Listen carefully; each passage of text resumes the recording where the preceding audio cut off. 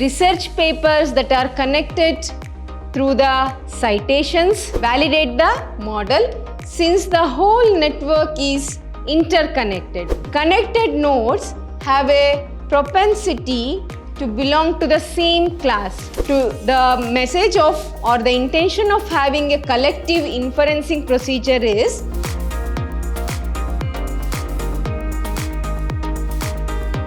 Hello students, welcome to the next session of Cloud Computing and Big Data Analytics. In this session, I'm going to explain you about another type of analytical processing, that is social network analytics. This is about analyzing the data that are given in the social networks. Let's get into the concept. The social network analytics is all about, as I said, is to analyze the data that is given in the social networks. Okay, so there are many types of social networks that are existing in a digital world. The most popular are, as we know, is the Facebook, Twitter, Google+, LinkedIn, Instagram. So we have so many social networking areas, isn't it? However, the social networks are more than just using it for fun. It could be any set of nodes or vertices you can call connected by edges in a particular business setting. You can take the networking as a hub or a vertices and edges. These are the vertices and these are the edges which are connecting these profiles in the social network. What we call is the profile of a person, isn't it? We have crores of profiles in any social network site. These are connected through a graph where we have the edges and the vertices. These are the vertices. Each of the profiles are the vertices and connecting them is an edge, isn't it? So you can view the entire social network as a graph. Examples of social networks will be web pages connected by the hyperlinks. Not only Facebook and Google, we have web pages which are connected through hyperlinks. Email traffic, that is the data that is passing through email between the people. Research papers that are connected through the citations. Citation is nothing but mentioning that journals, that papers in their new journal. That is called as the citation. Telephone calls between customers of a telco provider or telecom provider. Banks connected by liquidity dependencies.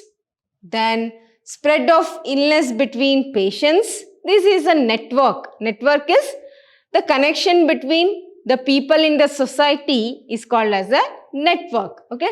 We have the social network analysis. So these are the examples which illustrate that social network analytics can be applied in a wide variety of different areas. You can apply the analytics in different areas.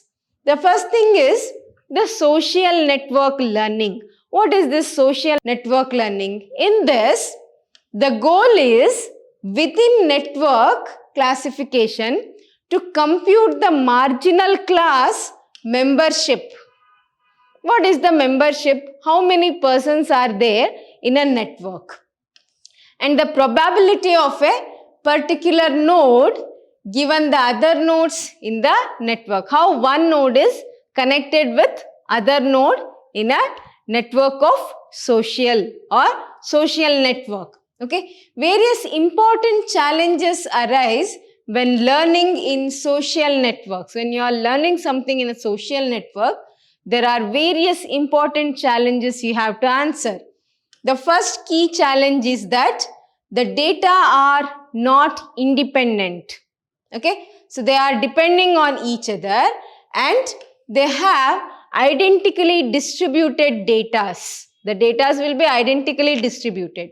The inner data sets may be different, the inner datas may be different, but data sets are identically distributed over all the data sets. An assumption often made in classical statistical models like linear and logistic regression. What it assumes that all the data are identically distributed over the database. The correlational behavior between the nodes in a social network implies that the class membership of one node might influence the class membership of the related node. What is the profile or what is the data that are in one node can affect another node. Like we have the web pages. The content in web page can affect the content. What will be there in linked web page will depend on the previous one. What does this web page is containing, isn't it? So it is not easy to come up with a separation into a training set. We have to give a training or learning in the social network for model development. We have to draw the pattern for the model development and a test set for model validation. You have to validate the correctness of the model. Validate the model since the whole network is interconnected. All the networks are interconnected and cannot just be cut into two parts. They can't be separated as such with one condition. They are interconnected with each other. Nodes are interconnected with each other.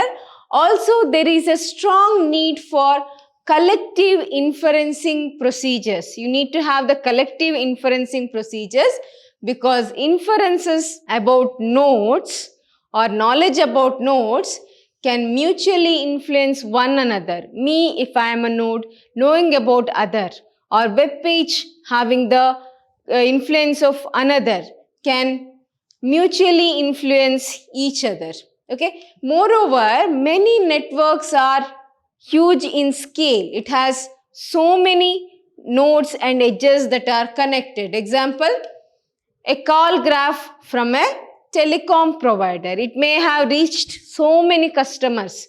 Telecom provider, isn't it? A call graph. Who has called whom are connected to whom, when it is connected and when it is interconnected. What is the duration of the conversation? All these will be taken as a node. One user caller is a node, another caller is another node. They are interconnected and they have huge scale in the given example. And efficient computational procedures need to be developed to do the learning. You have to draw the patterns and analyze the data that are distributed over a network. One should not forget the traditional way of doing analysis of the data.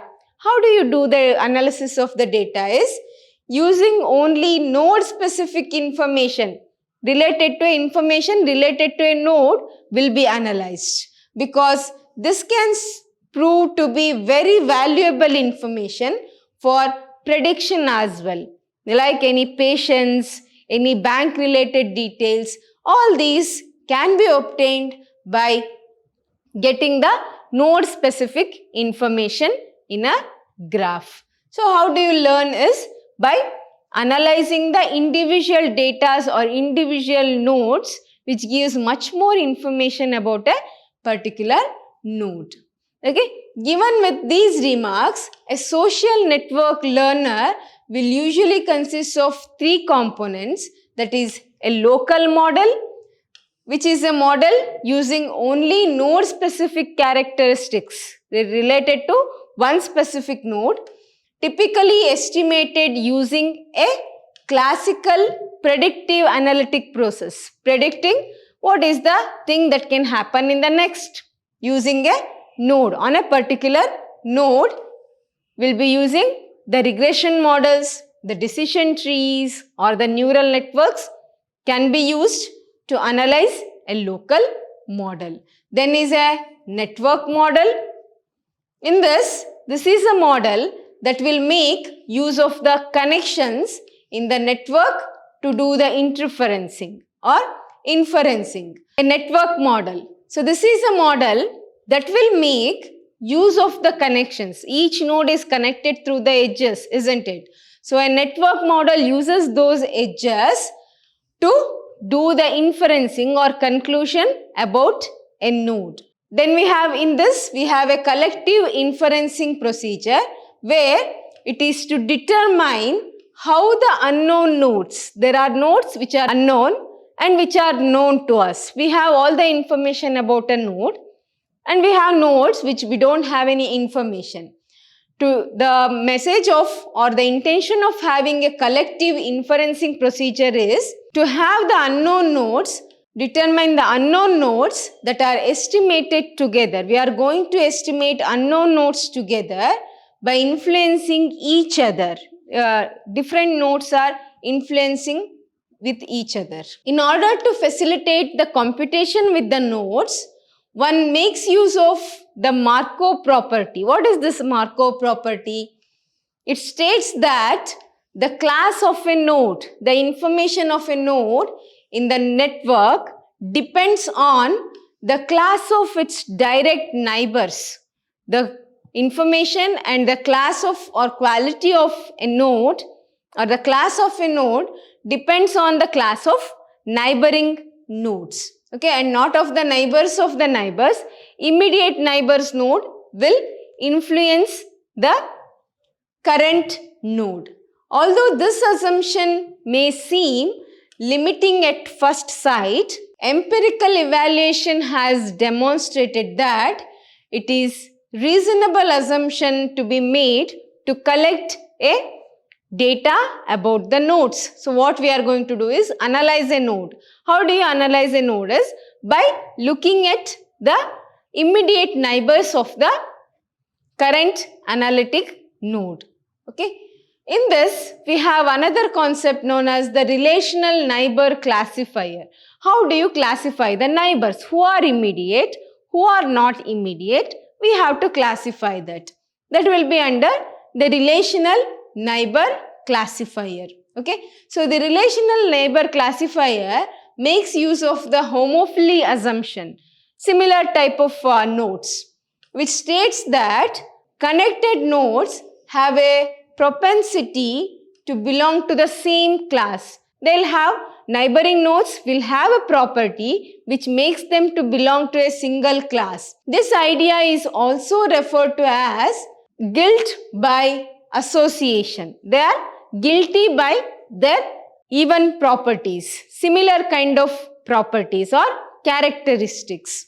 Okay, if two nodes are associated with same number of characters or same type of characteristics, they tend to exhibit similar behavior. If they are neighboring and they influence each other, they exhibit similar kind of behavior.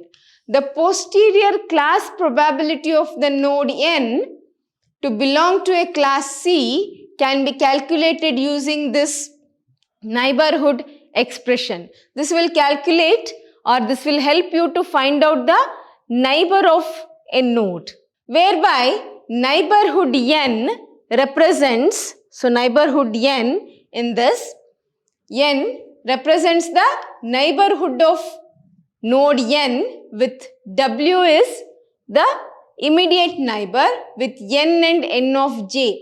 The weight of the connection between N and N of J. What is the priority of the node will be calculated. Or the connection weight of the connection between N and Nj will be calculated. And Z is a normalization factor to make sure all probabilities sum to 1. The probability of the neighboring nodes comes to the 1. For example, consider the network that is given in the figure. C and NC are the Cherner and non-Cherner nodes. That is the neighboring and non-neighboring nodes respectively. When the properties are similar with the nodes, we can consider them as the neighbor nodes. So calculation can be changed with this expression P summation of C with the set of values with the Z, where Z is a normalization factor. You can take the normalization for the C and the NC. since both probabilities have to sum to 1, z is equals to 5. So the probability will become P of C concatenated with set of values gives you 2 by 5. What is the weight of the nodes? When it is NC, you will get 3 by 5. We have 3 NCs and 2 Cs, which gives the probability of occurrence of the neighbors. So this is about the expressions that are used in the neighbor classifier, relational neighbor classifier. With this, we are finishing the concepts of cloud computing and the big data analytics. Thank you.